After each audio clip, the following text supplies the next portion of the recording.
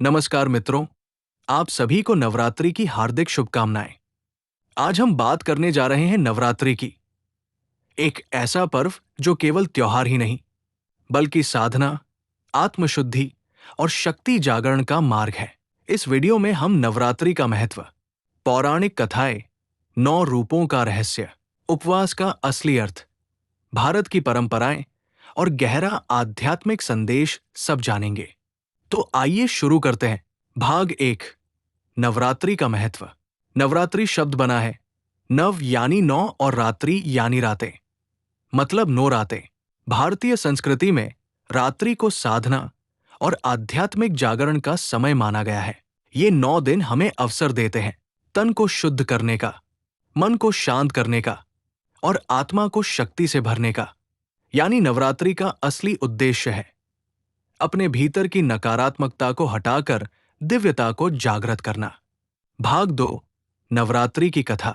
पौराणिक कथाओं के अनुसार जब महिषासुर नामक राक्षस ने तीनों लोकों में आतंक मचाया, तब सभी देवताओं की शक्तियां मिलकर एक दिव्य शक्ति के रूप में प्रकट हुई, मां आदिशक्ति दुर्गा।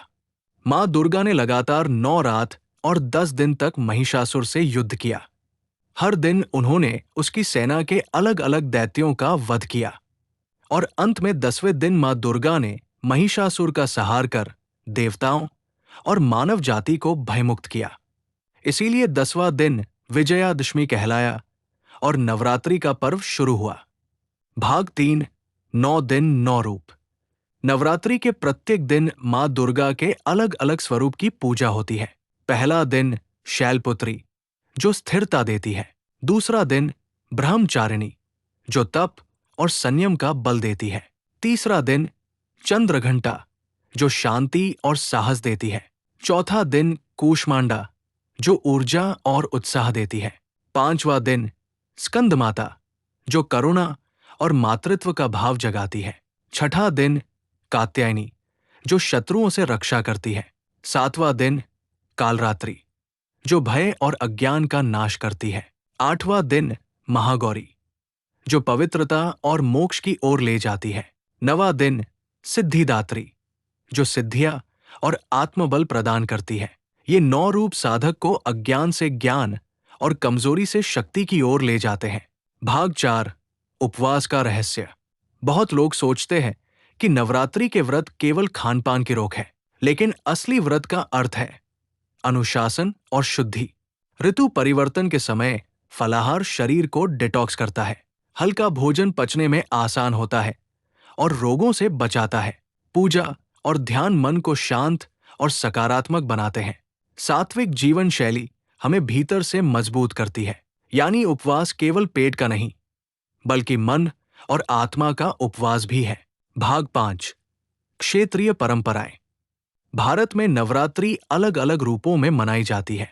उत्तर भारत में रामलीला और देवी की पूजा, पश्चिम बंगाल में भव्य दुर्गा पूजा और पंडाल, गुजरात में गरबा और डांडिया, महाराष्ट्र में घट स्थापना और 9 दिनों की साधना, दक्षिण भारत में गोलू यानी देवी देवताओं की मूर्तियों का प्रदर्शन।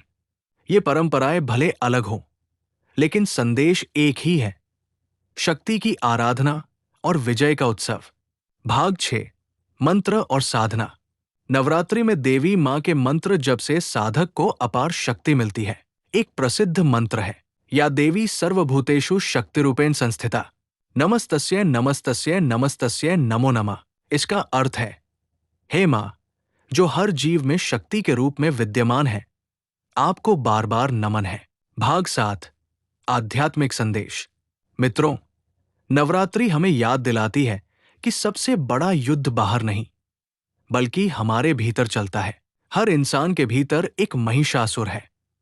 अहंकार, गुस्सा, आलस्य और लोभ मां दुर्गा की पूजा का असली अर्थ है। इन बुराइयों का नाश करना और अपने भीतर की दिव्यता को जगाना। जब हम ये युद्ध जीत जाते हैं, तभी सच्चे अर्थों में विजयादशमी मनाते हैं। मित्रों, नवरात्रि केवल उत्सव नहीं, बल्कि आत्मिक साधना है। आइए इस नवरात्रि हम सब संकल्प लें, नकारात्मकता को त्यागें, प्रेम, भक्ति और शक्ति के मार्ग पर चलें। माँ दुर्गा आप सभी पर अपनी कृपा और आशीर्वाद बनाए रखें। अगर ये वीडियो आपको अच्छा लगे तो लाइक, शेयर और चैनल को सब्सक्राइब करना न भूलें। जय माता दी।